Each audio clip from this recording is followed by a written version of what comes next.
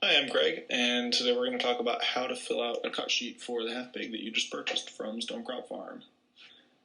So first, we want to make sure that you end up getting your name and your phone number on your cut sheet. We want to make sure your meat gets to the right person and that we have an easy way to get in touch with you at the last minute if we need to ask you a question. Definitely mark that you want the weight on your packages. It helps to figure out cooking times on roasts, and it's just a helpful thing to have there. For the chop and steak thickness and your roast weight, we definitely recommend going with 1 inch for the thickness and 3 to 4 pounds for the roast weight. But if you know that you want bigger roast or thinner chops, feel free to mark that down. But if you're not sure, we definitely recommend sticking with our numbers. For the pork butt, we like to get 2 butt roasts out of this. They're bone-in, usually around 4 pounds. Fantastic for roasting in the oven or for turning into pulled pork. You can also get shoulder steaks, also known as blade chops. You can also do half and half, so get 1 roast and a few steaks. And the steaks are great for throwing on the grill or for cutting up and using for stir fries or stews. For the loin, we like to get bone-in pork chops. We usually do 2 per pack. We like doing bone-in because the bone helps kind of give you a little bit of leeway in terms of the cook time. Doesn't cook quite as quickly, so you have a little bit more margin for error before you overcook the pork chop. You can also get loin roasts, or you could do half roasts and half chops, which is a nice way to do it. And if you are a farm store customer of ours, you're probably familiar with our pork kebab meat that we offer. So that actually comes from the sirloin, which is the part of the loin farthest back on the pig. So if you would like to get pork kebab meat from your half pig, all you have to do is write sirloin to kebab meat in the special instructions box at the top, and our butcher will cut that out for you. It usually gives about 1 pound of kebab meat per half pig. For the tenderloin, the instructions say that you can only do this if you receive boneless chops. That being said, if you want bone-in chops and tenderloin, mark it down, and our butcher will sometimes make exceptions to this rule. For the bacon, we definitely recommend getting smoked bacon. Our butcher does a fantastic job with the curing and smoking. The bacon that we sell is number 5 in terms of thickness, and we like getting 3/4 pound packages. It's enough to be a substantial quantity, but it's not so much that you feel like you're eating a lot of bacon before you worry about it going bad in the fridge. You can also get your pork belly as fresh and in a slab, and you want to make sure that you mark how many pounds per package you want, and also whether or not you want it skin on or skinless. It's great for braising or for cutting up yourself and salting and throwing in the frying pan. You can also try your hand at making your own bacon or pancetta or something like that. The shoulder picnic, we definitely like to get it fresh. It's another great way to make pulled pork.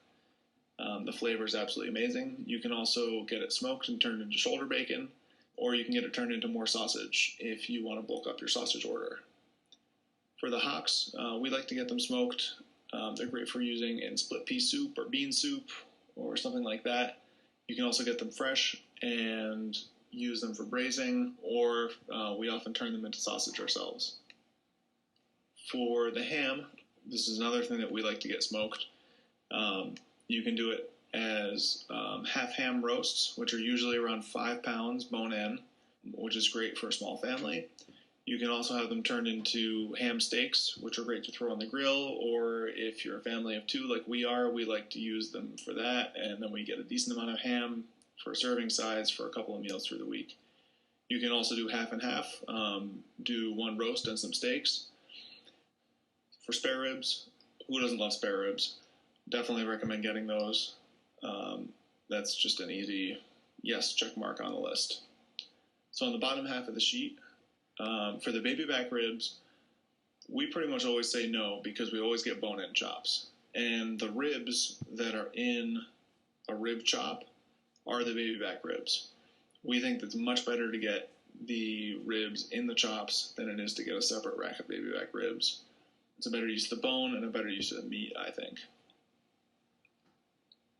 So for the pork jowls, this is something that as a half-pig customer, we usually recommend that people get smoked or turned into sausage.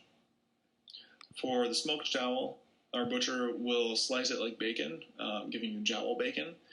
We don't offer jowl bacon for sale as a retail cut, so if you want jowl bacon specifically, this is going to be the only way that you can get it.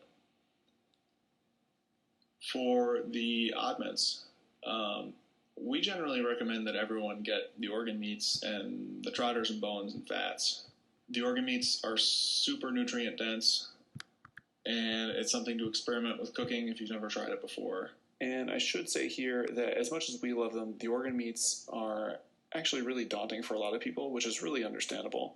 But we are here to help you, and we're actually going to send you a recipe ebook when you pick up your half pig with recipes for all the organ meats, the trotters, the bones, the back fat, the hocks.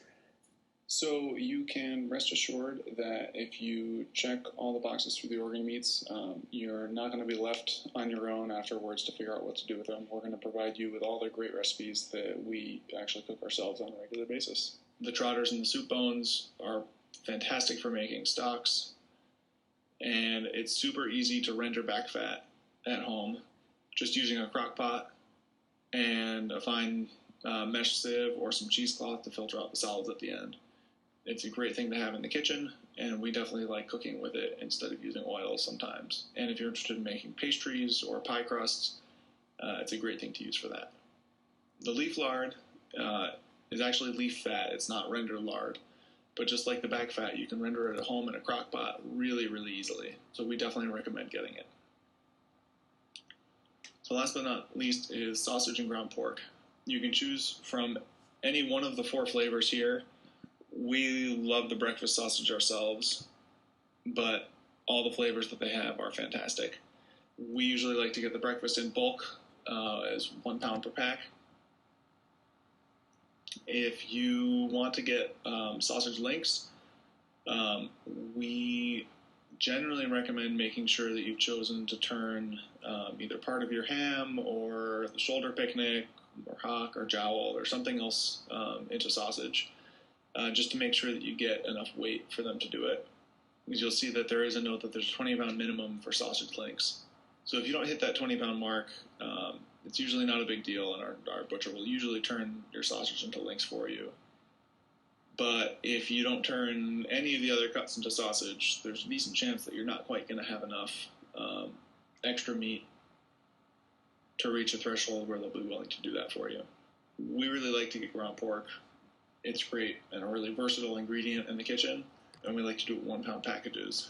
You can get ground pork and sausage from the same half pig, but I would generally not expect to get ground pork and sausage links, just because you're kind of drawing from the same weight of meat, so you won't be able to reach that minimum threshold to get sausage links. If you do want to do ground pork and sausage, we ask that you note how much ground versus the sausage that you want in your half pig. So in this case, we would say 3 pounds of ground meat and then do the rest of sausage.